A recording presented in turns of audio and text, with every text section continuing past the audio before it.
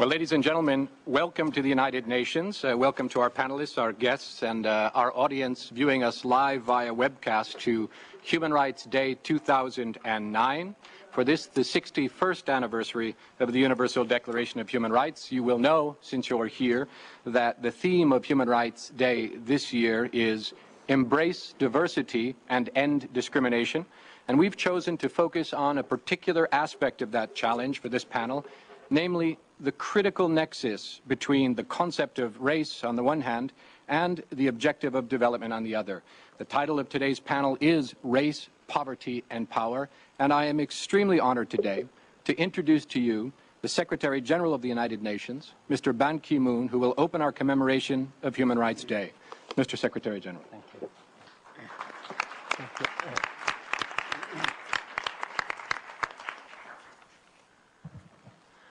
Thank you, Mr. Chairman, distinguished panel members, ladies and gentlemen. It gives me great pleasure on Human Rights Day to introduce this important panel discussion on race, poverty, and power.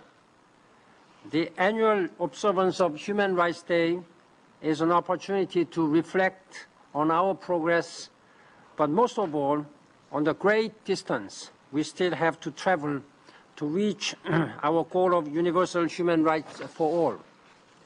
This year, the theme of Human Rights Day is non-discrimination. We may think we live by this principle, or even that we embody it. In our multiple cultural, multi-ethnic world, diversity is routinely celebrated, but the figures speak for themselves. Around the world, in every country, discrimination remains widespread. We see it against women, against migrants, against minorities, and against those with disabilities. We see institutional racism, gender stereotyping, and full-blown ethnic wars.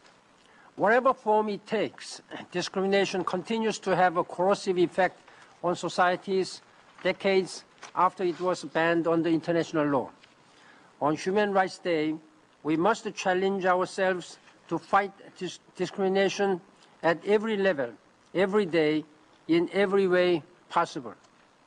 Ladies and gentlemen, today's panel discussion focuses on the close links between poverty, racism, and power. Racism and poverty feed each other.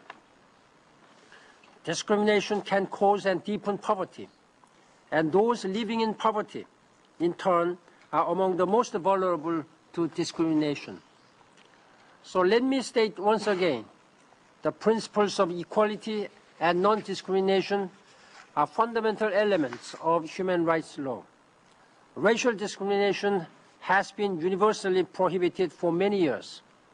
Every state has an obligation to fight racism.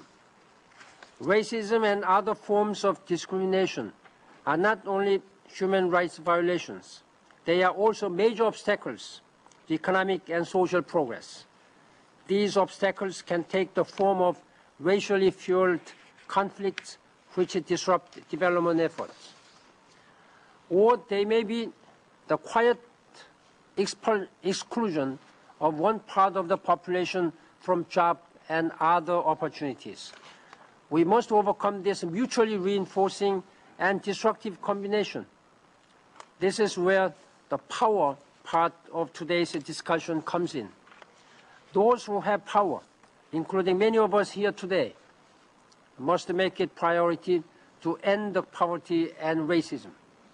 In every country, leaders and those with power must address the political and institutional context within which poverty flourishes. Governments must fix wrong-headed public policy. They must fight passive neglect. Policymakers must target their poverty reduction strategies squarely at marginalized and excluded communities. Those who may be members of dominant groups in a country should not abuse their power at the expense of minorities. Economic elites cannot ignore the poor and downtrodden. Ethnic minorities, ethnic majorities must make room for the so-called other. Individual citizens have power too, the power to fight for equal rights. Today's panel discussion is an excellent opportunity to take that fight forward by raising awareness and sharing information on best practices. I look forward to working with you towards the twin goals of beating poverty and racism as a central part of our ongoing campaign for universal human rights. Thank you very much.